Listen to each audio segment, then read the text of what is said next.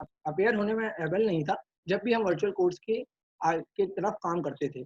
अब चूँकि virtual course की रिक्वायरमेंट हमें क्यों आगे ज़रूरी पड़ गई है। तो जैसे कि हम एक चैलेंज के साथ सामना कर रहे हैं कोविड-19 में, कोरोना वायरस के समय, जब ऐसे समय में जब कि ट्रांसमिशन बहुत बड़ा इश्यू है, जैसे समय में जब जो डिसीज़ है वो टच के थ्रू स्प्रेड हो रही है, ऐसी कंडीशन में चूँकि हम देखते हैं कोर्ट्स में काफ़ी भीड़ होती है और रेगुलर कोर्ट्स में ज और जिसके कारण से जो इन्फेक्शन है वो बढ़ने का खतरा काफ़ी बढ़ जाता है। इस कारण से हमारा स्टार्टिंग में जैसे ही लॉकडाउन हुआ तो कोर्ट ने अपना काम बंद कर दिया था। कोर्ट से अपना काम करने सुप्रीम कोर्ट ऑफ इंडिया ने कुछ पॉलिसीज़ निकाली थी, जिसके ज़रिए हम वर्चुअल कोर्ट्स के थ्रू हम अब काम कर पा रहे थे। और चूँकि हमारा तो सबसे पहले तो हम इस टाइप के चैलेंजेस अगर हमें आगे आते हैं, या हम आशा तो नहीं करें आगे आएँ, लेकिन अगर ऐसे चैलेंजेस हमें आते हैं, तो उनसे निपटने के लिए हमें वर्चुअल कोर्ट्स की बहुत आवश्यकता होगी। दूसरा, हमारा जो पैरालाइज़्ड जुडिशियल सिस्टम है, उससे हमें सुलझने के लिए वर्चुअल कोर्ट्स की बहुत आवश्यकता होगी। क्योंकि अभी जो हमारा जुडिशियल सिस्टम है, वो ऐसा नहीं है, स्लो है। चूँकि जो ऐसे पेंडेंसी इतनी है कोर्ट्स में केसेस की, कि वो जुडिशियल सिस्टम में पैरालाइज़ हो चुका है। तो ऐसी कंडीशंस में हमें वर्चुअल कोर्ट्स का सहारा लेकर उस पैरालाइज़्ड सिस्टम को इम्प्रूव करना होगा। Long term alternative to social distancing, अब जैसा कि हम काफ़ी बार सुन रहे हैं और काफ़ी देख रहे हैं कि सोशल डिस्टेंसिंग को हमें काफ़ी समय तक पालन करना होगा, इस सिचुएशन में भी और आगे भी। तो ऐसे में वर्चुअल कोर्ट सबसे बड़ा अल्टरनेटिव साबित होगा हमारे जुडिशियल सिस्टम में। और virtual courts are beneficial to society than physical courts, that is also true कि virtual courts regular court society से हमारे फिजिकल कोर्स से काफ़ी ज़्यादा बेनिफिशियल है, क्योंकि ये जो मात्रा है, खर्चा बहुत कम होता है, कॉस्ट इफेक्टिव होती है ये वर्चुअल कोर्स अदर कोर्स के अलावा। और दूसरा, फिर virtual course are efficient than physical course. ये एफिशिएंट भी बहुत ज़्यादा होती हैं, क्योंकि यहाँ पर पब्लिक जस्टिस के ओपिनियन हमें ज़्यादा मिल जाते हैं। फिर प्रॉब्लम और एनीथिंग मोर, हमें लोगों को कोर्ट में आने के कारण डर है जो लोगों का, वो वर्चुअल कोर्ट्स के थ्रू खत्म हो जाएगा। और कुछ की बेनिफिट्स हैं वर्चुअल कोर्स और फिजिकल कोर्ट डिफरेंस टाइप बात है, तो cost saving for all stakeholders like building staff, infrastructure, security, transportation. अभी जो रेगुलर कोर्स में हम बात कर रहे हैं वर्चुअल कोर्स, तो वहाँ पर हमें बड़ी बिल्डिंग, जैसे इंदौर में भी हम बात कर रहे हैं कि इंदौर की जो बिल्डिंग है कोर्ट की, वो अब छोटी पड़ रही है, इतनी बड़ी बिल्डिंग होने के बाद भी पर ट्रांसफर होना पड़ रहा है, जिसमें काफी इंफ्रास्ट्रक्चर तैयार हो रहा है। तो ऐसे में अगर वर्चुअल कोर्स में बात करें, तो ये इसमें इतना बड़ा अमाउंट हमें, इतना गवर्नमेंट का ऑफिशियल खर्चा यहाँ पर नहीं होगा। तो उसी प्रकार स्टाफ की हमें जो रेगुलर कोर्ट में लगता है, वो यहाँ वर्चुअल कोर्स में हमें काफी कम लगेगा। ऐसे ही इंफ्रास्ट्रक्चर हमें कम लगेगा, सिक्योरिटी मेजर्स ज़्यादा होंगे, कोई घटना हो चांसेस वहाँ पर कम होंगे कोर्ट्स में। रेगुलर हम देखते हैं, बल्कि इसके कारण काफ़ी सारे जो कोर्ट के डॉक्यूमेंट्स थे वो डिस्ट्रॉय हो गए। ऐसी घटनाओं से भी हम बचेंगे। ट्रांसपोर्टेशन में हम बहुत खर्चा होता है, ट्रांसपोर्टेशन के हमारे काफ़ी सारे इश्यूज़ होते हैं, उनसे हम बच जाएँगे। And optics and dynamics of court room, जो कोर्ट रूम्स के ऑप्टिक्स और डायनामिक्स हैं, वो काफ़ी सभी चीज़ें मेंटेन हो जाएगी, प्रॉपर ट्रांज़ैक्शंस होना चालू हो जाएँगे। ट्रांज़ैक्शनल कन्वीनियंस में हम रेगुलर जो अभी हम ऑनलाइन कर रहे हैं, तो ऐसे में कोर्ट फीस और आते होते हैं, उसको भी ऑनलाइन एक सिस्को काफ़ी सारे खर्चों को ऑनलाइन कर देंगे। Focus and proportional arguments on merit. और अभी हम काफ़ी समय देखते हैं कि जो फिजिकल कोर्स है, वहाँ पर काफ़ी सारी आर्गुमेंट्स होती हैं, वो विदाउट मेरिट्स होती हैं। लेकिन जब वर्चुअल कोर्स होंगी, तो सभी लोग अपने टाइम को कंज़्यूम करना चाहेंगे, सभी लोग अपने टाइम को यूज़ करना चाहेंगे। ऐसे में वर्चुअल कोर्स में जो मेरिट्स, जो आर्गुमेंट्स होंगे, वो फोकस्ड होंगे और पर्पसफुल होंगे।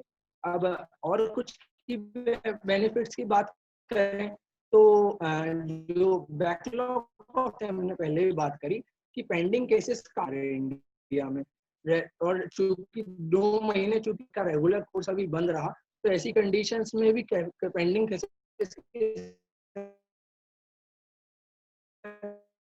ज्यादा बढ़ गई है।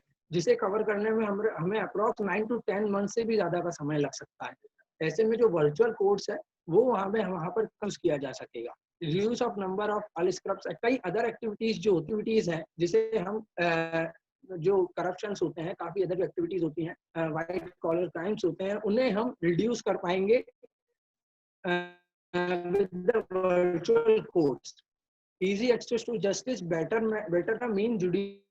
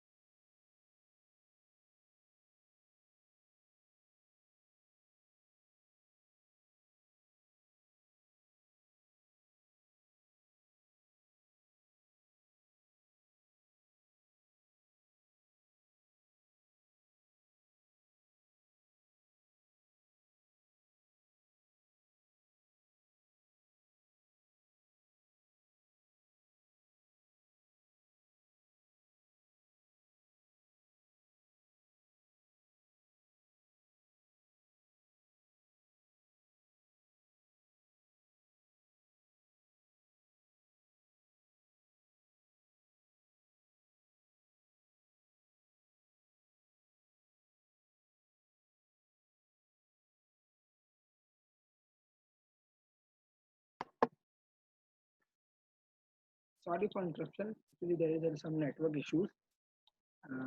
Let me continue. So next जो thing है वो transparency and records of proceeding.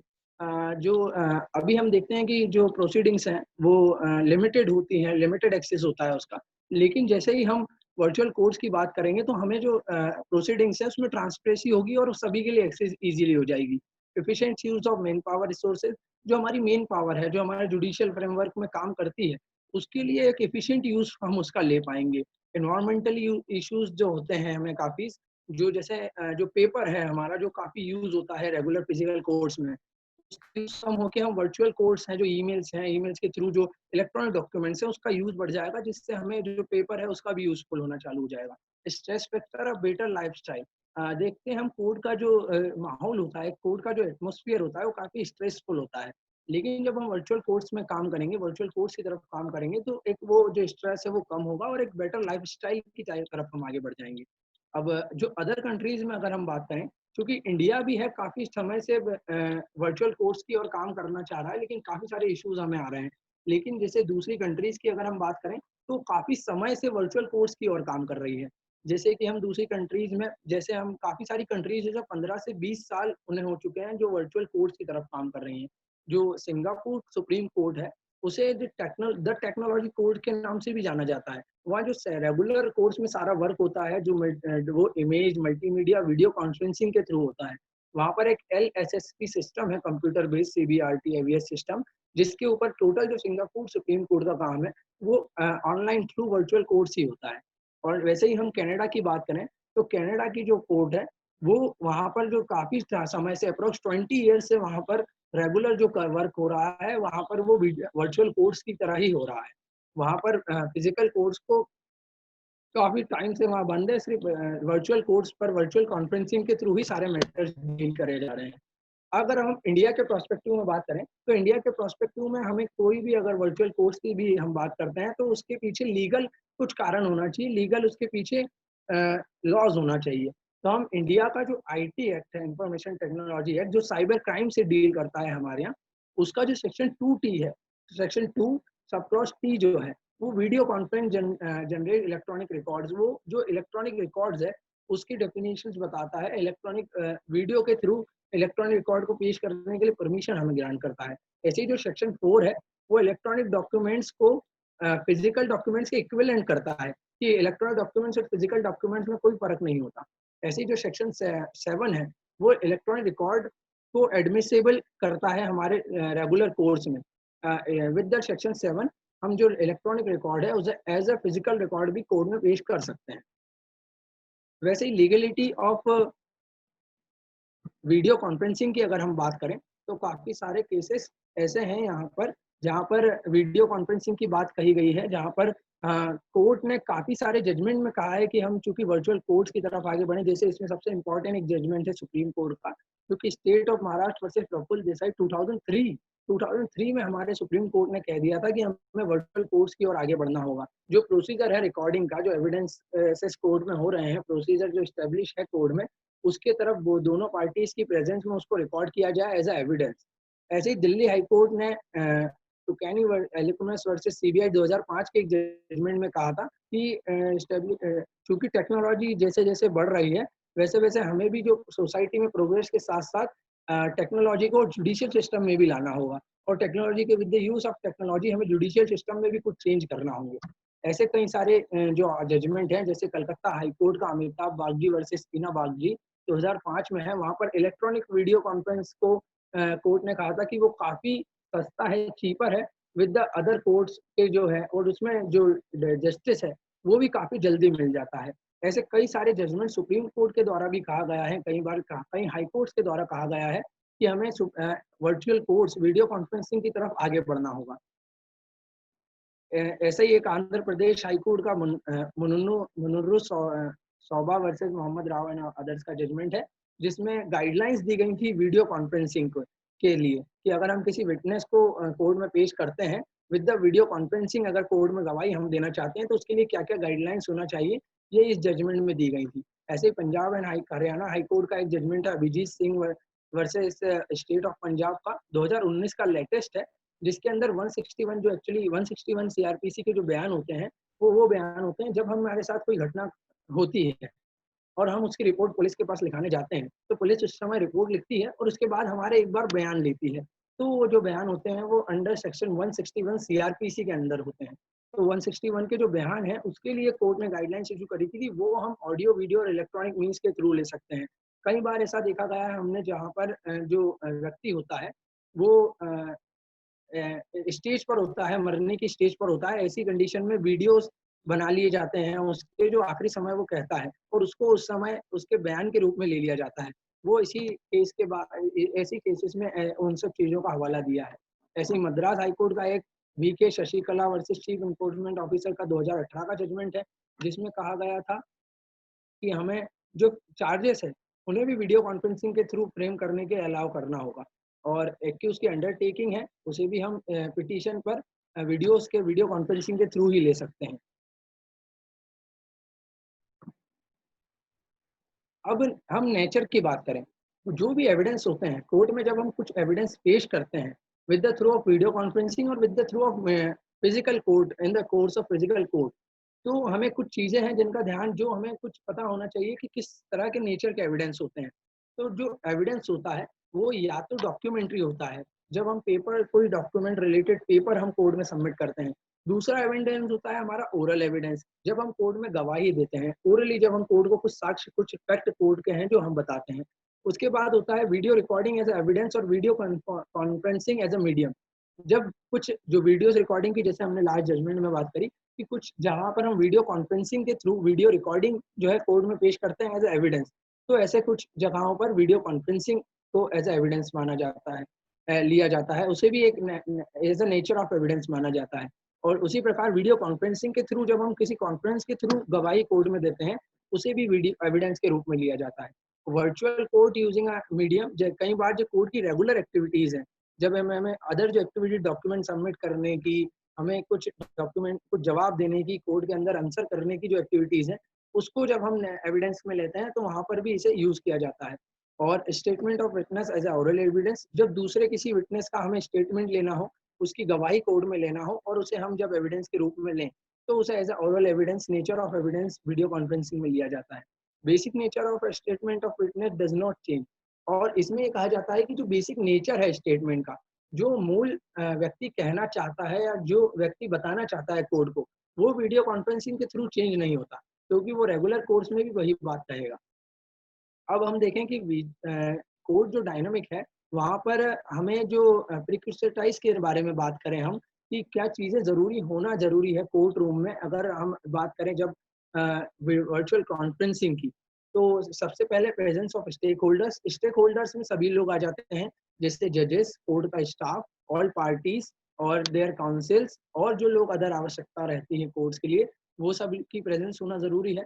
Documents, filing, availability of court record, अब जिस केस के बारे में डिस्कशन हो रहा है उस कोर्ट का डाटा, चाहे वो पीडीएफ फॉर्मेट में हो या अन्य किसी फॉर्मेट में हो, उन सब के, उन पूरे कोर्स का डाटा, उन डॉक्यूमेंट्स का डाटा इलेक्ट्रॉनिक फॉर्म में होना बहुत जरूरी है। और पेमेंट ऑफ ट्रांसफर, कई बार कोर्ट फीस हमें जमा करनी होती है, या कई बार जैसे किराए के जो कई बार बहुत सारे जैसे मेंटेनेंस के जो इश्यूज होते हैं, उसमें पति को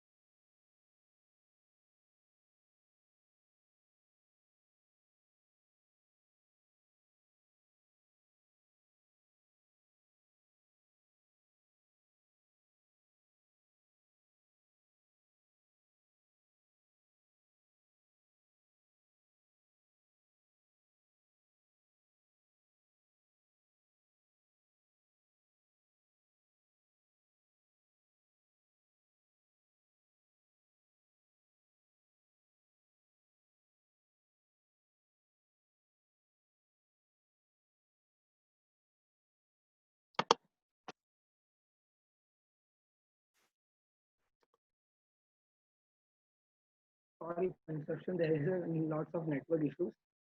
Let's continue. तो हम जहाँ पर फिर बात करें, अगर पेमेंट ट्रांसफर की हम बात कर रहे थे, तो वहाँ पर पेमेंट ट्रांसफर में का जो फीस हमें देना होती है, मेंटेनेंस के केसेस में ऑर्डर होते हैं कोर्ट से मेंटेनेंस पेमेंट करने के, और कई बार ऐसे कई सारे इश्यूज होते हैं जैसे जहाँ पर हमें कुछ पेमेंट कोर्ट को देना होता है, तो फीस हमें कोर्ट को देना होती है। ऐसे ट्रांसफर पहले से ही हो जाए। कोर्ट की जो प्रोसीडिंग्स हैं, जो रेगुलर डेट के पहले प्रोसीडिंग चल रही थी, वो प्रोसीडिंग का डाटा रेगुलर कनेक्ट रहे, ये सारी जो चीज़ें होती हैं वो बहुत ज़रूरी होती हैं। और जहाँ पर कई बार हम जैसे बात करें प्रेजेंस ऑफ स्टेक होल्डर्स, क्या एक्यूज को रेगुलर कोर्ट में अपेयर होना बहुत ज़रूरी है, तो उसके लिए कई बार कोर्ट्स ने जजमेंट दिए हैं कि जैसे एक state of Maharashtra versus PC Singh का एक जजमेंट था, जिसमें उन्होंने कोर्ट ने कहा था कि जो फिजिकल प्रेजेंस है, फिजिकल प्रेजेंस एक्यूज की मैंडेटरी नहीं है, with the through means of virtual conferencing, video conferencing court में अपेयर होता है। इसी प्रकार अमिताभ बागची का एक केस था जिसमें सेक्शन 18 सिविल केस था, जिसमें उन्होंने कहा था कि फिजिकल प्रेजेंस के लिए इतना इंपॉर्टेंस नहीं है। अब अगर हम बात करें कुछ हर्डल्स की, कि अगर हम वर्चुअल कोर्ट की तरफ तो आगे तो बढ़ रहे हैं, लेकिन उसके पीछे कुछ हर्डल्स हैं, उसके पीछे कुछ जो चीजें हैं जो हमें काफी दिक्कत देंगी। उसमें सबसे इम्पोर्टेंट है डेकोरम का जो बात अगर हम करें, एक राजस्थान हाईकोर्ट में अभी रिसेंटली जैसे हम देख रहे हैं कि जैसे ही कोविड-19 का जो इश्यूज क्रिएट हुआ, इश्यूज के बाद एक समस्या आके खड़ी हुई, जिसके बाद हम रेगुलर, और जिसके बाद फिर हमने कोर्ट के जो सुप्रीम कोर्ट से उसके 6 अप्रैल को कुछ गाइडलाइंस आई, उन्होंने सारी कोर्ट्स को वर्चुअल कॉन्फ्रेंसिंग के थ्रू काम करने के लिए परमिशन दी और अलाउ करा, और सभी को ऑर्डर्स आए कि सभी एक्टिविटीज कार्य करना है। तो उसमें एक राजस्थान हाईकोर्ट में एक प्रोसीडिंग के दौरान एक लॉयर सिर्फ बनियान पहन के, not a proper in proper not a uniform कह सकते हैं, उस प्रॉपर यूनिफॉर्म ना पहन के वीडियो कॉन्फ्रेंसिंग के सामने अपेयर हो गए। तो कोर्ट ने उन्हें फिर फटकार लगाते हुए एक ऑर्डर पास करा, जिसमें लिखा कि keeping in the view of the petitioner council was not in a proper uniform, that the matter is urgent. Urgent in the sense कि उस मैटर को उन्होंने आगे बढ़ा दिया, उस पर कोई कार्रवाई नहीं करी, क्योंकि जो लॉयर थे वो प्रॉपर यूनिफॉर्म में नहीं थे। ये राजस्थान हाईकोर्ट में रिसेंटली में अभी एक केस हुआ। अब अगर हम बात करें कि प्रिंसिपल फॉर पब्लिक ट्रायल और ओपन जस्टिस, जो हमारा कानून व्यवस्था है, जो हमारी न्याय प्रणाली है, वो कहती है कि पब्लिक ट्रायल हो, कि जो भी कोर्ट का जजमेंट हो, जो भी कोर्ट की कार्रवाई हो, वो आम पब्लिक तक उसका एक्सेस हो, आम पब्लिक उसको जान सके। ओपन जस्टिस हो, जिसके कारण सभी लोग उस जस्टिस पा सकें और सभी को इक्वल न्याय मिले। तो उस ओपन जस्टिस को, क्योंकि हम जो रेगुलर फिजिकल कोर्ट देखते हैं वहाँ इतनी भीड़ होती है, रेगुलर इतना कोर्ट का जो वर्क उतना इतना टिपिकल होता है जो रेगुलर कोर्स में, तो ऐसे में पब्लिक ट्रायल और ओपन जस्टिस का जो प्रिंसिपल है वो कहीं पीछे रह जाता है। लेकिन जब हम बात करेंगे कि जब हम वीडियो कॉन्फ्रेंसिंग वर्चुअल कोर्ट की बात करेंगे, वहाँ पर जो हमारा पब्लिक ट्रायल और ओपन जस्टिस का जो कंसेप्ट है वो काफ़ी ज़्यादा बढ़ जाएगा। जैसे कि जो पब्लिक है वो जो प्रोसेस है, एजुकेटेड प्रोसेस है, हमारी जुडिशियल सिस्टम की प्रोसेस है, उसमें डायरेक्टली कनेक्ट हो जाएगी। जो मेंबर्स हैं, public members of public by designating accurate information, जो एक्यूरेट इन्फॉर्मेशन है वो पब्लिक तक जाएगी, और जो मेंबर्स हैं पब्लिक के, वो उसके लिए अवेयर भी हो पाएंगे।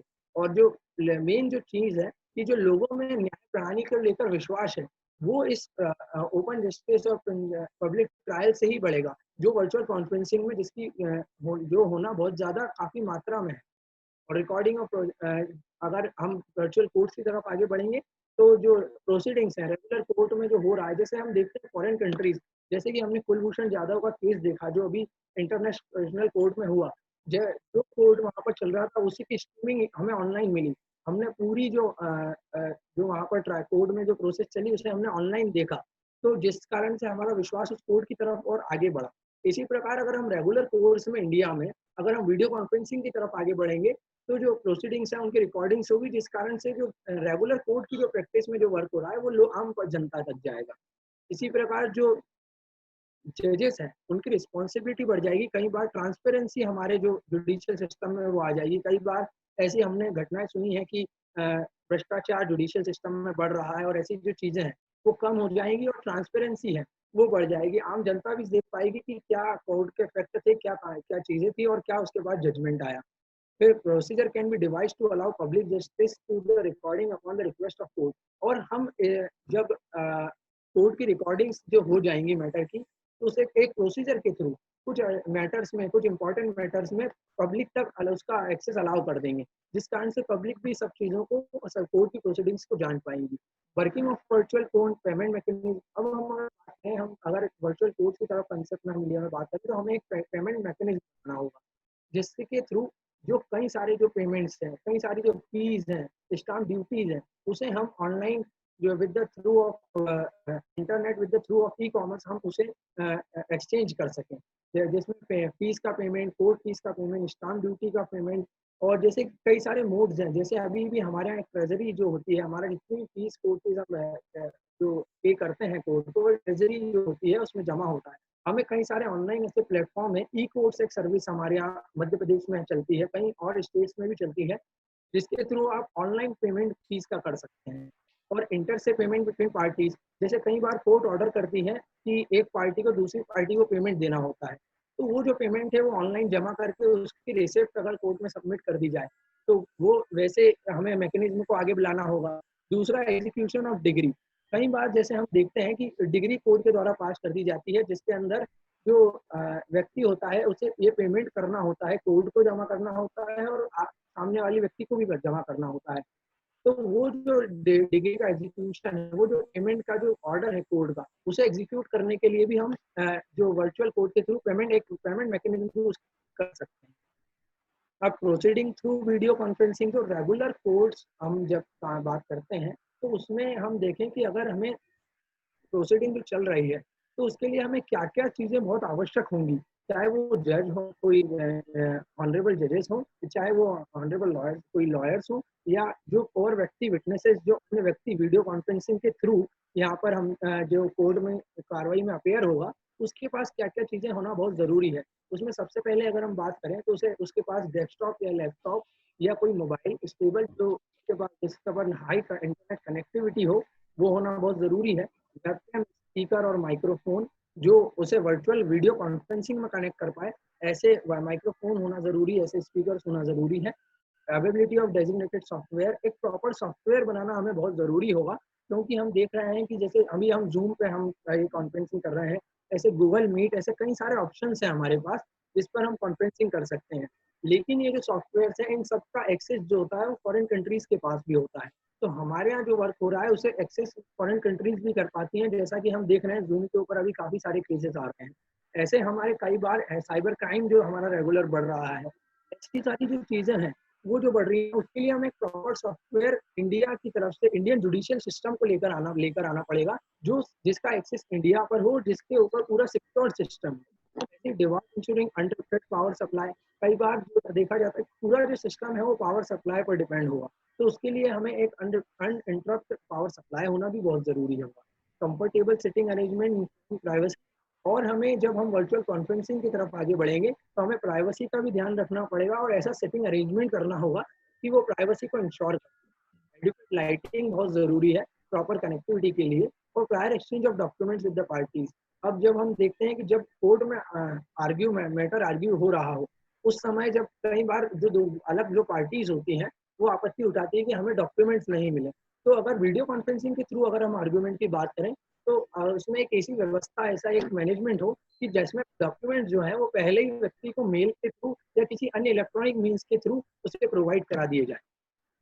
उसके बाद हम बात करें कि कुछ चैलेंजेस जो है वो हमें देखने को मिल रहे हैं वीडियो कॉन्फ्रेंसिंग में अभी भी और कई बार भी। जैसे हम ये बात करें कि रेगुलर कोर्स में वीडियो ऐप के थ्रू हमारे यहाँ अभी वहाँ पर वर्क हो रहा है। एक वीडियो ऐप है जिस पर अभी जैसे ही कोर्ट ने ऑर्डर करे उसके बाद वीडियो ऐप जो कोर्ट ने कहा, कोर्ट के ऑर्डर के अनुसार वीडियो ऐप के थ्रू हमारे वीडियो कॉन्फ्रेंसिंग हो रही है। अब लेकिन वीडियो ऐप के अंदर भी है कि एक आईपी एड्रेस पर, एक एक्सेस पर 400 लोग कनेक्ट हो सकते हैं, 400 केसेस में कनेक्ट हो पाते हैं।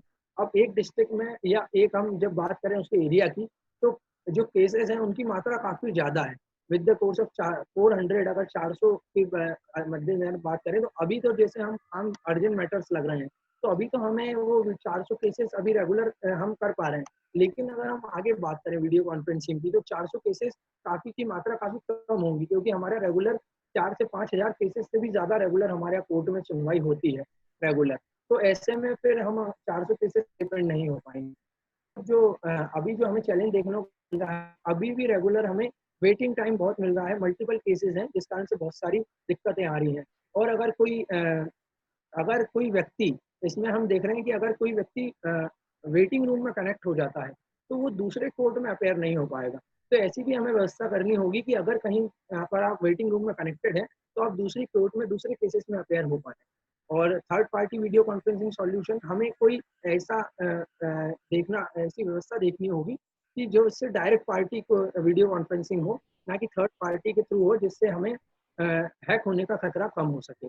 Integrate video conferencing with court information software, हमें एक इंटीग्रेटेड वीडियो कॉन्फ्रेंसिंग का सिस्टम अपनाना होगा जो कि कोर्ट की जानकारियों को भी उसके साथ एड ऑन करता चला जाए।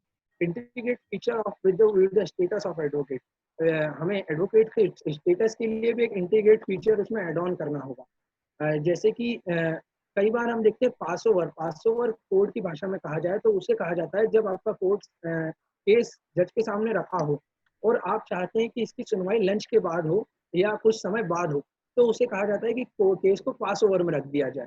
तो ऐसी कंडीशन में जब देखते हैं कि जब कोर्ट के केसेस को पास ओवर में रखना होगा, वहाँ पर वीडियो कॉन्फ्रेंसिंग के साथ हमें काफ़ी सारे इश्यूज आ जाएंगे। और हम कई बार देखते हैं, अभी भी हमें रेगुलर कोर्ट्स में देखना पड़ रहा है कि जूनियर के जो एडवोकेट होता है उसके जूनियर्स या एसोसिएट्स अपेयर हो जाते हैं। तो ये आगे भी दिक्कतें हमें आएंगी कि कोई एडवोकेट, चूंकि हमें जब कोर्ट में केस लड़ना होता है या कोई वकील को अपॉइंट करते हैं तो हम उनके नाम का उनके उस वकालतनामे पे साइन कर उन्हें अपॉइंट कर कर वकालतनामा पेश किया जाता है। लेकिन अब देखा जाएगा कि चूंकि वीडियो कॉन्फ्रेंसिंग का समय आएगा तो वहाँ पर वीडियो कॉन्फ्रेंसिंग के समय में हो सकता है कि उनके जूनियर और एसोसिएट भी अपेयर हो जाए। तो ये चीज़ें भी हमें आगे आने को मिलेंगी। तो share the meeting ID of video conferencing, जो कोई भी वीडियो कॉन्फ्रेंसिंग हमें अगर किसी भी मीन से करना होगी तो उसकी मीटिंग आईडी है वो हमें हर व्यक्ति को, उसके विटनेस को, उसके एडवोकेट को, उस जजेस को, उन सभी को वो शेयर करना होगी। और अगर कोई मीटिंग आईडी में चेंज होगा या कुछ वहाँ पर इंस्ट्रक्शन होगा तो वो सारा सिस्टम है वो वहाँ पर हमारा ब्लॉक हो जाएगा। और meeting ID can be use by junior और एसोसिएट। और अगर ये भी हम समस्या सामने आ सकती है कि जो मीटिंग आईडी है वो किसी अन्य व्यक्ति के द्वारा, जिसका उस पर एक्सेस नहीं होना जरूरी नहीं है, उसके द्वारा भी यूज की जा सकती है। तो ऐसी व्यवस्था, ऐसी दिक्कतें भी हमें आ सकती है। और any advocate may appear whose name feature on vakalatnama, कोई वकालत जो भी अधिवक्ता का नाम उस वकालतनामे में जो है वो अपेयर उस केस में हो जाएगा। अब अगर हम बात करें कि वीडियो कॉन्फ्रेंसिंग में क्या क्या इसेंशियल्स कैरेक्टरिस्टिक्स हैं जो होना बहुत ज़रूरी होंगे, कि अब जैसे हम देखें कि HD video qualities, desktop application होना बहुत ज़रूरी होगा, keyboard controls, multi share options, white boarding, HD audio, जो हमें रेगुलर कोर्स में देखते हैं कि हम रेगुलर कोर्स में काफ़ी सारी चीज़ें हैं जिनकी आवश्यकता लगती है वीडियो कॉन्फ्रेंसिंग में। वो सारी रिकॉर्डिंग, सारी स्क्रीन की जो सुविधा में लाना होगी। और रियल टाइम ग्रुप चैट, हम अगर देखें कि ग्रुप चैट इसलिए आवश्यकता होगी कि कई बार जब कोई कुछ आर्ग्यू हो रहा होगा और उस समय अगर कोई डिस्ट्रक्शन होगा, क्योंकि हम उस समय एक सारे जो माइक है वो म्यूट हुए होंगे, तो ऐसे में ग्रुप चैट की व्यवस्था भी हमें सिस्टम्स में करना होगी, जहाँ पर या वहाँ पर सिस्टम में आवश्यकता होगी जहाँ पर कि हम ग्रुप चैट में अदर जो चैटिंग है, अदर जो इंफॉर्मेशन है उसको शेयर कर सकें। जैसे कि कई बार होता है कि हम देखते हैं कि कई बार अपने क्लाइंट्स को आर्ग्यूमेंट के दौरान क्लाइंट्स अपने वकील को कुछ फैक्ट के बारे में बताते हैं, तो ऐसी व्यवस्थाएं ग्रुप चैट के थ्रू हमें करना होगी कि जिसपे अगर वो चाहे तो पर्सनल मैसेज अपने लॉयर तक भी पहुंचा सके। ऐसे ही तो mute and unmute of participants, हमें जो म्यूट और अनम्यूट का जो कंट्रोल है उसका ऑप्शंस भी उसके अंदर रखना होगा, ताकि जो अदर पार्टिसिपेंट्स हैं वो उसके अंदर ऑप्शंस के अनुसार उससे कंट्रोल कर रिमूव भी किया जा सके और म्यूट और अनम्यूट भी किया जा सके। और फ्लैग हैंड और रेज हैंड के जो ऑप्शंस हैं, जैसे अभी हमें काफ़ी जूम ऐप में भी अवेलेबल होते हैं, ऐसे ऑप्शन भी हमें उसके अंदर रखना होंगे कि कोई भी अगर पार्टिसिपेंट जो उस वीडियो कॉन्फ्रेंसिंग में पार्टिसिपेट कर रहा है कोर्ट की प्रोसीडिंग की, और कुछ अगर अपना वक्त कहना चाहता है तो वो अपने हैंड को रेज कर दे, जिससे कि कोर्ट उसकी बात को भी सुन सके। शेयरिंग और डिस्कसिंग, जैसे कि हम देख रहे हैं कि अभी हम एक PPT शेयर में आपके साथ कर रहा हूँ, ऐसे ही अगर कोई डॉक्यूमेंट्स हमें कोर्ट में अगर किसी जज के साथ या किसी सामने लॉयर्स के साथ कुछ हमें तो करना है कोर्ट को, जो सभी जनों को देखना जरूरी होगा, ऐसे में हमें ऑप्शंस रखना होंगे उस पर्टिकुलर सॉफ्टवेयर में कि वो इन PPT डॉक्यूमेंट्स और अदर जो चीज़ें हैं उसको ईजिली शेयर कर सके। रिकॉर्डिंग का ऑप्शन, हमें जो भी कोर्ट का रिकॉर्ड है जो क्योंकि हम जो मेन इसके पीछे के कारण है कि हम इसे रिकॉर्ड भी कर सकें, तो रिकॉर्डिंग का ऑप्शन उसके अंदर होना पड़ेगा, और जिसके लिए काफ़ी सारा डाटा स्टोरेज भी हमें कोर्स में लगेगा, उसकी व्यवस्था भी हमें बहुत ईज़ी करना होगी, इस कारण से जो डाटा है वो रिकॉर्ड हो सके। और कुछ सिक्योरिटी के फंडामेंटल पैरामीटर्स हैं। सबसे बड़ा इश्यू अगर हमारे इंडिया में वर्चुअल कोर्स को आगे बढ़ाने में है, तो वो सिक्योरिटी का है, कि सिक्योरिटी पर कोई ऑप्शन ना आ पाए। तो ऐसे में हमें जो भी सॉफ्टवेयर हम आगे बढ़ेंगे, मैनेजमेंट के थ्रू हम आगे बढ़ते हैं, तो हमें इनके मेजर्स काफ़ी सारे रखना होंगे, कि सबसे पहले तो कॉन्फिडेंशियलिटी, कि जो डाटा है वो कॉन्फिडेंशियल रहे, क्योंकि जो भी डिटेल इन्फॉर्मेशन होगी आपके क्लाइंट की, वो लॉयर के थ्रू कोर्ट तक पहुंचेगी, उस बीच में वो डाटा कॉन्फिडेंशियल रहे।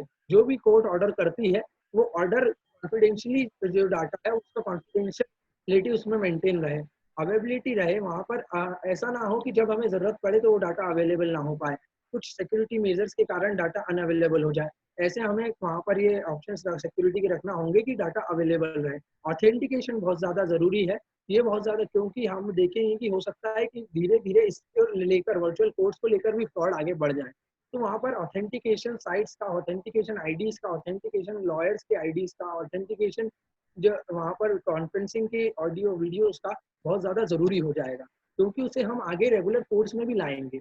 उसके बाद हम अगर बात करें कि अगर हमें, जैसे हम ज़ूम ऐप की बात कर रहे हैं कि ज़ूम ऐप पर काफ़ी एक्टिविटीज़, हैकिंग एक्टिविटीज़ बढ़ रही हैं और ज़ूम ऐप का डाटा लीक हो रहा है। तो अगर हमें उससे बचना है, या हमें कोई भी वीडियो सॉफ्टवेयर में या वीडियो कॉन्फ्रेंसिंग में जब हम करते हैं, रेगुलर कोर्स में भी जो हो रही हैं और रेगुलर हम जो प्रैक्टिस में जैसे अभी हम कर रहे हैं, तो उसमें अगर हमें बचना है तो उसके लिए हमें काफ़ी सारी चीज़ों को, पैरामीटर्स को ध्यान रखना बहुत ज़रूरी है। सबसे पहले जैसे यूनिक मीटिंग आईडी, कोई भी अगर आप वर्चुअल कॉन्फ्रेंसिंग कर रहे हैं, वीडियो कॉन्फ्रेंसिंग कर रहे हैं, तो उसके लिए यूनिक मीटिंग आईडी होना बहुत ज़रूरी है। ऐसे ही हमें हर केस के लिए एक यूनिक मीटिंग आईडी बनाना होगी। और नॉन रेपुडिएशन, जैसे कि टू फैक्टर ऑथेंटिकेशन, हर एप्लीकेशन में, हर सोशल मीडिया वेबसाइट, हर सोशल मीडिया एप्लीकेशंस में हमें टू फैक्टर ऑथेंटिकेशन का एक ऑप्शन मिलता है, जिससे हम हमारी जो प्रोफाइल है, हमारे जो डाटा है, उसको हम सिक्योर कर सकते हैं। तो वो सारी एक्टिविटीज़ यहाँ होना बहुत ज़रूरी हो जाएंगी। मीटिंग लॉक फैसिलिटी, अगर हमें ऐसी मीटिंग को लॉक करने की फैसिलिटीज़, कि उसके अंदर हमें ज़रूरी होगी कि अगर कोई वहाँ पर ऐसी सिचुएशंस आती हैं, तो हम मीटिंग को अनलॉक कर दें। एंड टू एंड एन्क्रिप्शन, कई सारी वेबसाइट्स, कई सारे, जैसे व्हाट्सएप हमें एंड टू एंड एन्क्रिप्शन देता है, ऐसे ही इसी प्रकार हमें जब वीडियो कॉन्फ्रेंसिंग के थ्रू हम जब कोर्स का काम करेंगे, तो हमें वहाँ पर ऐसे सॉफ्टवेयर यूज़ करना पड़ेंगे जो हमें एंड टू एंड एन्क्रिप्शन दें, जिस कारण से हमारे सिक्योरिटी के मेजर्स हैं वो काफ़ी ज़्यादा बढ़ जाएँ। Phased adoption of large scale virtual course exceptions, जैसे कि हम कई बार देखें कि अगर हमें कुछ केसेस में वर्चुअल कोर्स इससे अलग हटके भी काम करना होगा, या कुछ चीज़ें हैं जहाँ पर हमें, काफ़ी सारी चीज़ें हैं जहाँ पर हमें बहुत ज़्यादा एक्सेप्शंस भी रखना होंगी, कि जैसे जहाँ पर केसेस विद इंटेंसिव डॉक्यूमेंट, जहाँ पर कुछ केसेस होंगे जहाँ बहुत इंटेंसिव डॉक्यूमेंट्स होंगे, cross examination of crucial witness, जब कोई क्रूशियल विटनेस है उसकी क्रॉस एग्जामिनेशन के समय हमें वर्चुअल कोर्स में ध्यान रखना बहुत ज़रूरी होगा, उस समय हमें दिक्कतें आएंगी। Cases with large public interest, जब कोई केस लार्ज पब्लिक, पूरे पब्लिक के इंटरेस्ट के लिए लगाया हो, या पब्लिक के इंटरेस्ट के लिए डिपेंड करता हो, वहां पर हमें वर्चुअल कोर्स में एज एक्सेप्शन भी लेना होगा। और अगर हम फेजेस की बात करें, तो हम इसे 3 फेज में बांट सकते हैं। वर्चुअल कोर्स के वर्क को हम 3 फेजेस में इजीली बांट सकते हैं। और इसमें जैसे सबसे पहले जो हम बांटे अर्जेंट मैटर्स, जैसे वर्चुअल कोर्स के थ्रू हम अर्जेंट मैटर्स की सुनवाई पहले कर दें। उसके बाद केसेस विद रिपीटेटिव नेचर, जैसे कि क्या होता है, चेक बाउंसेस के जो केसेस होते हैं, इंश्योरेंस क्लेम के जो केसेस होते हैं, ट्रैफिक के जो चालान होते हैं, उनके अंदर एक रिपीटेटिव नेचर होता है, उसके अंदर काफ़ी ज़्यादा चेंजेस नहीं होते, हर केस में सेम नेचर केसेस चलते हैं। तो ऐसे केसेस में हमें वर्चुअल कोर्ट्स काफ़ी ज़्यादा काम आएंगी, क्योंकि वहाँ पर फिजिकल अपीयरेंस का ऑप्शन भी होना ज़रूरी होता है, और काम भी ज़्यादा नहीं होता है। तो ऐसे हम इजीली वर्चुअल कोर्ट्स के थ्रू उन्हें सॉल्व कर देंगे। Regular matter including sensitive matter, कई सेंसिटिव मैटर्स होंगे जिसमें आरोपी अन्य जेलों में, बाहर की जेलों में, अन्य राज्यों की जेलों में बंद होंगे। कई सेंसिटिव मैटर्स होंगे जिसमें जो विटनेस होगा वो कोई अन्य राज्य में रहता होगा, कहीं अलग, इवन दूसरी कंट्री में भी रह सकता है। तो ऐसे केसेस में भी हमें वीडियो कॉन्फ्रेंसिंग काफ़ी सहायक होगी। अब अगर हम बात करें, तो जो काफ़ी जो लोग हैं, काफ़ी जो जजेस हैं, काफ़ी जुडिशियल सिस्टम से जुड़े लोग वर्चुअल कॉन्फ्रेंसिंग के पक्ष में ही बात कर रहे हैं, तो काफ़ी लोग वर्चुअल कॉन्फ्रेंसिंग के अगेंस्ट में बात कर रहे हैं। ऐसे में हम बात करें, सुप्रीम कोर्ट के retired justice BN Shri Krishna, जो उन्होंने एक स्टेटमेंट जारी करा था कि remote working is a tired and test model of arbitration, and courts can adopt it very easily. Hiccups are only the means problem. Article 141, 142 can be used to effective and timely manner. जब हम बात करें तो उन्होंने कहा है कि अगर जो हमारा जो वर्किंग है वो काफ़ी अनएक्सप्लोर्ड अपॉर्चुनिटी की तरफ बढ़ रहा है, तो ऐसे में हम आर्टिकल 141 और 142 का यूज़ कर इसे आगे बढ़ा सकते हैं। अब अगर हम वर्चुअल कोर्ट्स जो है, अब अगर हम डायरेक्ट इसके प्रॉज में बात करें तो वर्चुअल कोर्ट्स जो है वो हमारे जुडिशियल सिस्टम का फ्यूचर हम कह सकते हैं, क्योंकि वर्चुअल कोर्ट्स के अलावा हमारे पास अब आगे कोई ऑप्शन लग नहीं रहा है जिससे हम सोशल डिस्टेंसिंग का मेंटेन कर पाएंगे या कोई अन्य एक्टिविटी है उसे प्रॉपरली वर्क कर पाएंगे। तो जो सर्वाइवल ऑफ फिटेस्ट एक बहुत पुरानी कहावत है, डार्विन थ्योरी है, एक बहुत पुरानी थ्योरी है, तो उसके अनुसार जो फिटेस्ट होगा वो ही सर्वाइव कर पाएगा। तो ऐसे में हमें सभी लोगों को वर्चुअल कोर्स और वर्चुअल कॉन्फ्रेंसिंग के थ्रू आगे बढ़ना होगा और उसे हमारे रेगुलर कोर्स में भी लाना होगा, और इसी से हम एक नई जर्नी पे स्टार्ट कर पाएंगे। और मेरा भी आप लोगों से भी एक रिक्वेस्ट है कि हम लोग जो है, मेरी टीम जो है, हम लोग शोभित चतुर्वेदी जी है हमारे साथ और काफ़ी आईएएस की एक पूरी टीम है हमारे साथ जो रेगुलर वर्क कर रही है। हम लोग गवर्नमेंट को भी सजेशंस देंगे वर्चुअल कोर्स को इंडिया में लाने के लिए, और उसके साथ साथ जो दिक्कत होगी उसमें सिक्योरिटी मेजर्स होंगे उससे निपटने के लिए। तो आप लोग, मेरा नंबर और ईमेल आईडी यहाँ पर शो हो रही है, अगर आप लोग कोई भी किसी के पास भी कुछ ऐसे कुछ तथ्य हों जिससे हम वर्चुअल कोर्स की तरफ आगे बढ़ सकते हैं या वर्चुअल कोर्स में हमें क्या दिक्कतें आएंगी आपकी तरफ से, तो वो आप हमसे हमेशा शेयर कर सकते हैं, जिससे जो बात हम आगे गवर्नमेंट तक और आगे लॉ मिनिस्ट्री तक और जुडिशियल सिस्टम तक, सुप्रीम कोर्ट तक आगे पहुंचाएंगे, जिसके बाद क्योंकि अब आगे कई सारे लॉज इस पर ही डिपेंड होकर बनेंगे, वर्चुअल कोर्ट्स को लेकर ही बनेंगे। तो ऐसे में हाँ, आपके जो व्यूज हैं, जो आम जनता के व्यूज हैं, वो हम कोशिश करेंगे कि कोर्ट्स तक जाएं, ताकि जो कोर्ट है उसे आगे जो आने वाली दिक्कतें हैं उनको अभी फेस करने में आसानी हो सके। और आपके कुछ क्वेश्चंस वर्चुअल कोर्ट्स को लेकर हैं तो आप लोग मुझसे शेयर कर सकते हैं, मुझसे पूछ सकते हैं। सारे पार्टिसिपेंट्स से रिक्वेस्ट है कि अगर कोई भी क्वेश्चंस हैं तो वो चैट बॉक्स में पूछ सकते हैं। All are requested to ask questions in the chat box. Chat box में क्वेश्चंस पूछ सकते हैं सर से वेबिनार से related to the virtual court, concept of virtual courts.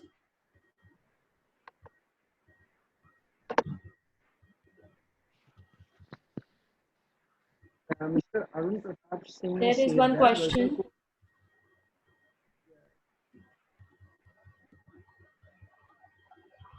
Rohit sir, there is one question.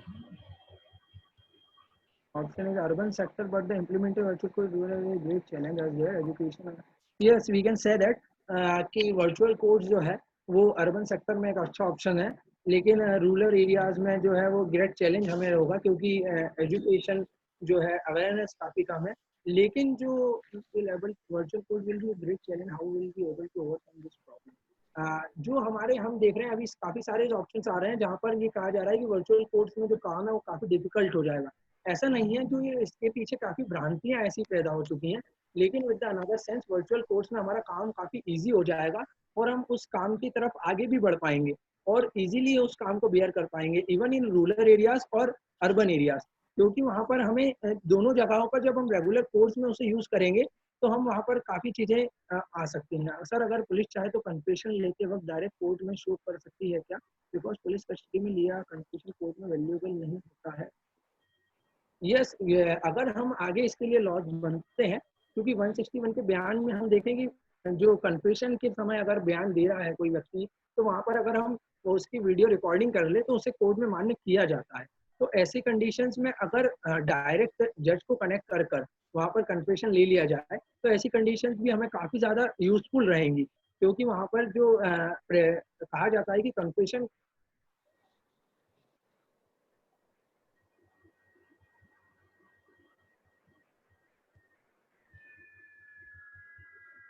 Court जज with the means of work कर पाए।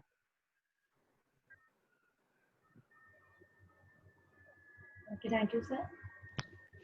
There is one more question. No, there is What nothing. about yes, there is a lots of network problem actually. Because there is a one more, or this is also one problem for the virtual conferencing or virtual because there is a lots of network issue in our country is that sir virtual course connectivity among sport participant काफ़ी अडल्ट्रेट हो सकता है, forgery hacking के chances हैं।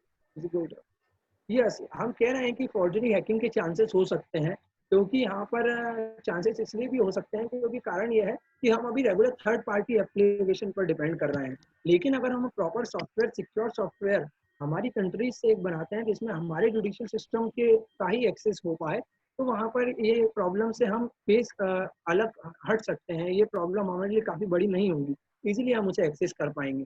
और अगर हम देखें कि इस प्रॉब्लम के अगेंस्ट में अगर हम उसके फायदे देखें तो हमें काफ़ी सारे फायदे उस चीज़ के हैं।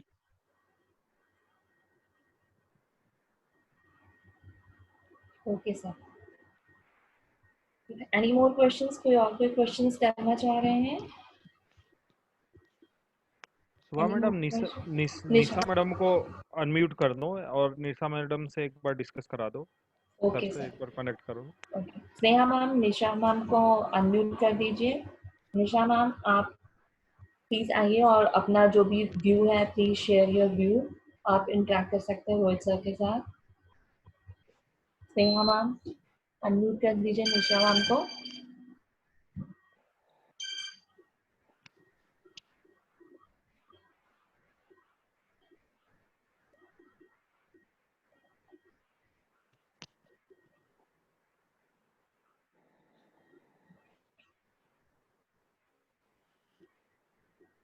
स्नेहा मैम, स्नेहा मैम नहीं है शायद अभी।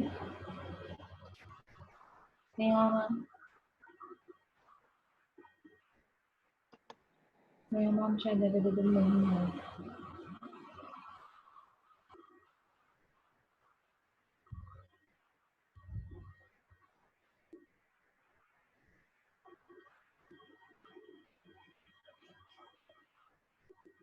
Any more question? अगर आप अनम्यूट नहीं कर पा रहे तो आप लोग मैसेज भी कर सकते हैं क्वेश्चन। जी सर, आप होस्ट हैं, एचओडी सर आप होस्ट हैं तो आप अनम्यूट कर दीजिए। जी एचओडी सर आप अनम्यूट कर दीजिए निशा मैम को।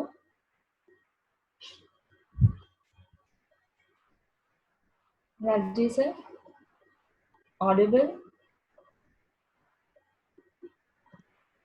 Hello Lalji sir, Audible?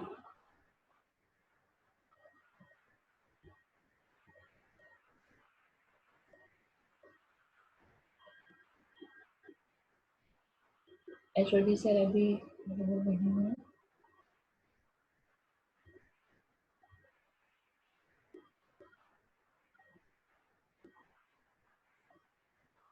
Hello. Yes sir, sir आप होस्ट है सर, आप म्यूट अनम्यूट कर यस दिया सर, मैंने, अनम्यूट कर दिया। Okay okay ma'am. Nisha ma'am please, आपको अनम्यूट कर दिया है। Thank you madam. Yes ma'am please. Yes ma'am. Rohit sir, Nisha ma'am यहाँ है, अवेलेबल है वो। It's okay ma'am, we are understand. HOD of ma'am law, please continue. जी please continue ma'am. Welcome Rohit sir, आपका बहुत ही नॉलेजेबल सेशन रहा। और थोड़ा सा का इशू है,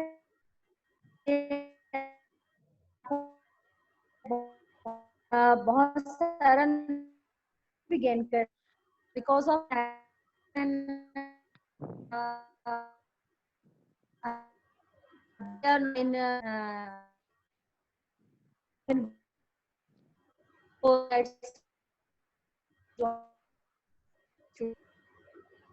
कि हम करें आप कोर्स चल ही रही, वर्ष चल रही है, डिसीजन है। सेकंड थिंग कि आपने जो 161 को डिस्क्राइब किया है सीआरपीसी, तो ये प्रोसीजर में, sorry sir ma'am Audible Audible नहीं हो रहा था मैम, बीच में नेटवर्क इशू था। आप प्लीज एक बार रिपीट कर दीजिए निशा मैम।